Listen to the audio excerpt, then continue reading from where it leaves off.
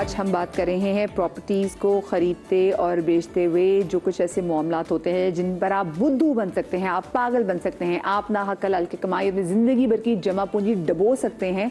उससे आपने बचना कैसे? तो ब्रेक पर जाने से पहले मैंने 3 ऐसे सवाल जो कि आपको लाजमी करने चाहिए वो मैं साथ साथ आपसे भी पूछूंगी, लेकिन आप उसका जवाब दीजिए। पहले तो आपने बोला कि पेपर वर्क पूरा आप चेक कीजिए। पेपर वर्क चेक कीजिए, हाँ। कि आप ये देख लीजिए कि जो बेचने वाला है आया उसके पास अथॉरिटी है कि वो बेच सके। अगर वो जैसे फर्ज करें वालिद साहब के नाम घर था, उनकी डेथ होगी, आप पीछे 4-5 बच्चे रहे, हाँ, तो अब क्या उसका पता चले हर बच्चे ने डिफरेंट बंदे से हाँ, नहीं एक्चुअली उसका वही चेक करना होता है कि who is the authorised person, letter of administration किसके पास है, आया उनका सक्सेशन हुआ है कि नहीं है, ये हवा में ही सौदा हो रहा है। तीसरी बात है कि अगर कोई प्रॉपर्टी पावर ऑफ अटर्नी है, प्लीज पावर ऑफ अटर्नी आप वेरीफाई कराएं। If it is a registered document की पावर ऑफ अटर्नी रजिस्टर करवाई गई है तब तो वो वैलिड डॉक्यूमेंट है, लेकिन खाली कागज के ऊपर कोई मुख्तारनामा या authority letter has no value at all. ऐसे तो 10 लेटर्स बंदा बना के खुद ही कर सकता है।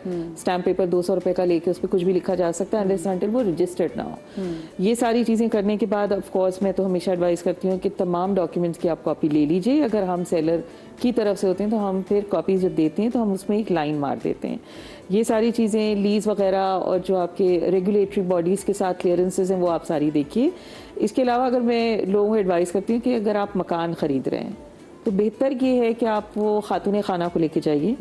10 चीज़ें जो है ना वो खुद क्वेश्चंस ऐसे कर रही होती हैं, उनकी नज़र में आ रहे होते हैं कि जो चीज़ें शायद मर्दों की ऑब्जर्वेशन में नहीं आ रही होती कि पर्सपेक्टिव हर किसी का अलग होता है। मर्द ने एक डील क्लोज करनी है, उसके सर पे एक बस ये है रिस्पांसिबिलिटी कि मैंने रैप अप करना है, मुझे बच्चों के लिए बीवी के लिए एक छत चाहिए। और इसमें खवातीन जाएंगी, वो जाएंगी कैबिनेट्स खोलेंगी, किचन देखेंगी, सीपेज का साइड वो देखेंगी, ऐसे अलमारियां खोल करके देखेंगी, लकड़ी को टक टक करके चेक करेंगी कि लकड़ी कौन सी है, आया उस इलाके में पानी आता है, पानी की क्या सिचुएशन है, नल खोलेंगी, सब चीजें देखेंगी, सारी चीजें। फिर वो ये भी असेस कर रही होती है यहाँ काम कितना करवाना है, because at the end of the day रहना तो खातून ने। बिल्कुल, और लाख जो है मर्द साथ में हो, अपनी बेगमात को साथ लेके जाइए, बेगमात अम्मी बहन लेके जाइए, घर की खवातीन को जरूर लेके जाइए। फिर उसके अंदर आप ये देखिए कि अगर कोई आपके लिए डिस्ट्रेस सेलिंग की बात कर रहा है ना कि मैंने फॉरेन बेच के कनाडा या ऑस्ट्रेलिया चले जाना है, ये थोड़ा सा एक रेड फ्लैग होता है कि वाई दिस रश, जल्दी इतनी क्या है। क्योंकि फिर वहाँ वो जो जल्दबाजी वाली डील हो रही होती है उसमें कोई ऐसी चीज़ होती है जो कि वो आपसे छुपाना चाह रहे होते हैं, और अगर आपको टाइम मिल गया सोचने का तो फिर शायद आप उसको रिकंसिडर करें कि शायद इसमें आपको नहीं पढ़ना है। अच्छा, यूजुअली वैसे वाकई ऐसा होता है जी। वो लोग जो कि ये कह रहे होते हैं कि जी हम जो मालिक मकान है उसने बाहर जाना है, बाहर जाना है, तो कोई ना कोई प्रॉपर्टी में भी डिस्प्यूट होता है, उसको होता है बस मैं से पैसे लूँ भागूं ताकि मेरे पीछे आने वाला कोई बने ना। बिल्कुल। अच्छा, तीसरी बात ये एक और बात मैं हमेशा सजेस्ट करती हूँ, कहिए आप इसको थोड़ा सा ओल्ड फैशन या जो कुछ भी, इस्तिखारे में बड़ी ताकत है। सो प्लीज आप इस्तिखारा जरूर कीजिए और खुद कीजिए, किसी से और से मत कहिए, बल्कि आप 2 नफिल पढ़ के इस्तिखारे की दुआ करें।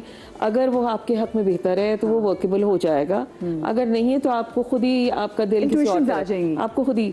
और खवातीन में बहुत ज्यादा होती है एक सिक्स सेंस या एक इंट्यूशन, कि वो बहुत जल्दी असेस कर लेती हैं कि ये जगह सही है या नहीं है। तो वो सिग्नल्स के लिए भी आपको मैं कहती हूँ जरूर आप डिपेंड ऑन दैट। ये बात बिल्कुल सही की। आप उनको साथ क्या सजेस्ट करेंगे? मैं इनकी बात को सेकंड करूंगा और आपकी बात को भी सेकंड करूंगा कि ख़वातीन को लाजमी साथ लेके जाना चाहिए। कभी भी प्रॉपर्टी आप बाय कर रहे हैं या आप रेंट पे भी ले रहे हैं तो उसमें सिर्फ कैबिनेट चेक करने की हद तक नहीं रहती हैं। मेरे जो एक्सपीरियंस में आया कि ख़वातीन जो है इवन नेबर्स में भी जाके चेक करती हैं, मालूमात करती हैं। लेट्स सपोज यहाँ पे डोमेस्टिक लेबर मौजूद है नहीं है, किस नेचर की है, यहाँ पे चोरियां तो ज़्यादा नहीं हो रही, एग्जैक्टली। तो ये सारी चीज़ें भी वो चेक कर रही होती हैं, इतने डेप्थ में जा रही होती हैं। तो वो हमें कि आसपास के जो लोग हैं वो क्या खानदानी लोग ही हैं, ये ना हो कि हम फंस जाएं और कोई शेडी एरिया हो, तो ये बंदे नहीं इस बात पे मेल मेंबर्स को तो अपने ऑफिस चले जाने, अपने बिजनेस में चले जाने, डे पूरा फीमेल मेंबर्स को गुजारना है घर पे, अपने बच्चों को देखना है कि वो अगर बाहर जा रहे हैं तो बाहर इनको क्या एनवायरनमेंट मिल रहा है, क्योंकि डेफिनेटली आप उनको घर पे बाउंड करके नहीं रख सकते बच्चों को। बच्चे बाहर खेलेंगे, इनको क्या एनवायरनमेंट है, कौन से लोग हैं, आसपास की लोकेलिटी कैसी है, कोई ऐसे चैलेंजेस तो नहीं है जो बच्चों को ब्रॉट अप करने में उनके साथ कुछ इशूज़ पेश आ सकते हैं। क्योंकि बहुत सारे हमारे अब जो आउटर स्कर्ट्स ऑफ कराची हैं वो ऐसे हो गए हैं जो जहाँ पे ये चीज़ें बहुत ज़्यादा पैनिक क्रिएट कर रही हैं सोसाइटी के अंदर, और पेरेंट्स को जो है आगे जाके काफ़ी ज़्यादा हार्डशिप्स आ रही होती हैं कि वो किसी अट्रैक्शन में या फाइनेंशियल बेनिफिट में ऐसी सोसाइटीज़ में इन्वेस्ट कर देते हैं, मगर बाद में वो अपने डिसीजन पे रिग्रेट कर रहे होते हैं कि हमने ये सारी चीज़ें नहीं देखी, और जब वो उसको सेल करने जा रहे होते हैं तो उनको बायर्स नहीं मिल रहे होते हैं, क्योंकि बायर्स आर वाइज, लोग उनसे वाइज होते हैं, वो देख रहे होते हैं कि इस सोसाइटी में तो ये इशूज़ हैं या इस लोकेलिटी में ये इशूज़ हैं जो उन्होंने पहले नहीं देखे। तो सेकंड बात भी बिल्कुल राइट है कि जो अर्जेंट डील्स होती है, जहाँ पे अर्जेंसी क्रिएट की जा रही होती है, जल्दी का काम शैतान का काम, वो जी बिल्कुल डेलिबरेटली की जा रही होती है, ताकि आप उन माइन्यूट डिटेल्स में नहीं जा सकें। आप बस फाइनेंशियल बाउंटी पे आपको वो अट्रैक्शन आती रहे कि मैं इतना बड़ा बेनिफिट ले लूँगा, और वहाँ पे जो मेल मेंबर्स हैं, आई एम सॉरी बट वो अपनी फीमेल्स को पीछे रखते हैं कि मुझे फाइनेंशियल बाउंटी तो आ रही है, देखा जाएगा बाद में जो भी होगा हम उसको मैनेज कर लेंगे किसी तरह, मगर वो जो माइन्यूट या माइनर चीज़ें होती हैं वो बाहर बाद में जाके आपके लिए बड़ी हार्डशिप्स क्रिएट कर रही होती हैं। आपकी फैमिली में ही बहुत इश्यूज आ रहे होते हैं कि लेट्स सपोज आपकी फीमेल मेंबर, उनको डोमेस्टिक लेबर अवेलेबल नहीं है, ठीक है, वो अपने घर के कोर्स कैसे कंप्लीट करेंगी, राइट? तो अब मर्द हजरात तो बाहर चले गए, ठीक है, अब डेफिनेटली ये हार्डशिप्स तो जो हेड ऑफ द हाउस है उनको कंप्लीट करनी है, उनको पूरी करनी है। हाँ, वो देखिए कि भाई कौन सी सोसाइटी में घर है, यहाँ तो कि मासी भी नहीं आ सकती, तो मैं मतलब कि मैं कैसे करूँगी। फिर वो ये भी देखेगी अच्छा भी पीछे से सही है, पीछे एरियाज हैं कि नहीं है, कोई इलाका कैसा है, नेबर्स में कौन रह रहा है, सिक्योरिटी वाइज भी वो देखेंगी कि मैंने अकेले रहना तो उसके अंदर खौफ होगा। हाँ बिल्कुल, ये भी देखती हैं फीमेल मेंबर्स के नियरेस्ट मार्केट कौन सी है, एक्सेसिबल है नहीं है, कम्यूट कैसे करेंगे, डोमेस्टिक जो आपकी ट्रांसपोर्ट है वो अवेलेबल है नहीं है। यहाँ पे लेट्स सपोज कुछ फैमिलीज होती है middle class, lower middle class, उनके पास अपनी ट्रांसपोर्ट नहीं होती है, तो वो जो पब्लिक ट्रांसपोर्ट है उस पर रिलाई कर रहे होते हैं। पब्लिक ट्रांसपोर्ट अवेलेबल है, बच्चे स्कूल भी जाएंगे, कॉलेज जाएंगे, ऑफिस जाएंगे, तो कम्यूट कैसे करेंगे? तो मेल मेंबर्स फाइनेंशियल बेनिफिट्स को देख रहे होते हैं, मगर वो इन चीज़ों को नहीं देखते, तो वो सारे एस्पेक्ट्स हमारी खवातीन पूरे कर रही होती हैं। अच्छा, वैसे मैं थोड़े से टॉपिक से ज़रा हट की बात होगी, लेकिन मैं यहाँ पे जब स्कूटीज़ वगैरह देखती हूँ और जो बंदे चला रहे तो मुझे बहुत होता है कि भाई खवातीन के लिए स्कूटीज़ नहीं, मेरे ख्याल से अपने घरों की माँ बहनों को भी इतना खुद मुख्तार करें, गाड़ियाँ तो आप अफोर्ड नहीं कर सकते, बट ये स्कूटीज़ अफोर्ड कर सकते हैं। लाहौर में तो हम देखते हैं, वो जब आपने कम्यूट की बात की ना, वाकई मैंने देखा है बहुत सारी खवातीन अपना करियर परस्यू नहीं कर सकती, अपनी तालीम जो उनको पता है जी घर बहुत दूर है, यूनिवर्सिटी नहीं है जा सकते, तो बेचारी घर में ही रह जाती हैं। सो उनको आप इतना इंडिपेंडेंट ज़रूर बनाएं कि वो जो स्कूटीज़ वगैरह की बात में, यहाँ पे स्कूटीज़ बंदे लेके, मेरे उसे पिंक कलर की स्कूटी देखी हजरत चला रहे थे, मैंने कहा बेटियों के नाम पे ले लेते हैं स्कूटीज़ जाके और उसके बाद चला खुद रहे होते, तो उनसे कहें बेटा आप चलाएं।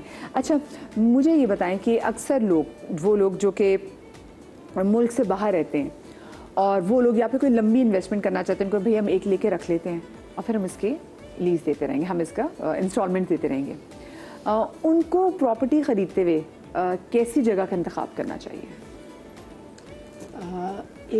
बाहर जो बाहर रहते वो लोग जो बाहर रहते हैं, सिर्फ होता है ना कि हम पाकिस्तान में चलो कि पैसे इन्वेस्ट कर देते हैं ओवरसीज, एग्जैक्टली, तो वो फिर उनको प्रॉपर्टी खरीदते हुए किन चीज़ों का ख्याल रखना चाहिए? उनको ये देखना चाहिए कि ये प्रॉपर्टी है जो रजिस्टर्ड है या नहीं है। जैसे सोसाइटीज़ हैं, बहुत फेमस सोसाइटीज़ हैं, अक्सर आजकल जो मैं देख रही हूँ जो ओवरसीज बहुत पाकिस्तान में आ रहे हैं, ये वॉर के बाद बहुत प्रॉपर्टी बढ़ गई है, तो उनकी जो है चॉइस ज़्यादातर बहरिया टाउन हुए, क्योंकि मेरे अपने हैं रिलेटिव, उन्होंने उसको ज़्यादा प्रेफर किया है, फेज़ 8 को बहुत प्रेफर कर रहे हैं, तो वो उस जगह पे पैसा लगाना चाह रहे हैं जहाँ पे उनको पता है, श्योर हो कि ये हम पे जो पैसा मैं लगा रहा हूँ तो वो कहीं जाए ना। अच्छा, आपने चीज़ नोट किया, हमारे ये भी होता है कि ये जो सोसाइटीज़ वाले होते हैं ये बड़े तेज़ होते हैं, ये बड़े बड़े स्टार्स को उठाते हैं और उसके बाद वो उन पे इन्वेस्ट करते थे, वो आके कह रहे थे कि जी प्लॉट इतना ज़बरदस्त है, फिर लोग कहते हैं वो भी प्लॉट ज़बरदस्त होगा, उसके बाद पता चलता है स्टार्स को भी पेमेंट नहीं होती उसके एड्स की। एक छोटी सी ब्रेक ले रही थी, ब्रेक के बाद वापस आते कहीं मजा आएगा।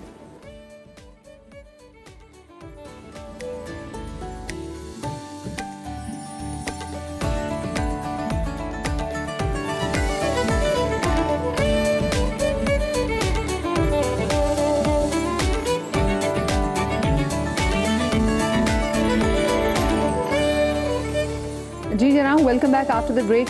प्रॉपर्टी की बाइंग और सेलिंग में जो कुछ मसले मसाइल हो सकते हैं, आज हम इस हवाले से शो कर रहे हैं। हमारे कुछ केस स्टडीज़ भी मौजूद हैं, उनको भी ज़रा अपनी गुफ्तगू में शामिल करते हैं। मेरे से जनाब यहाँ पे मरियम मौजूद है। अस्सलाम वालेकुम मरियम। अच्छा मरियम,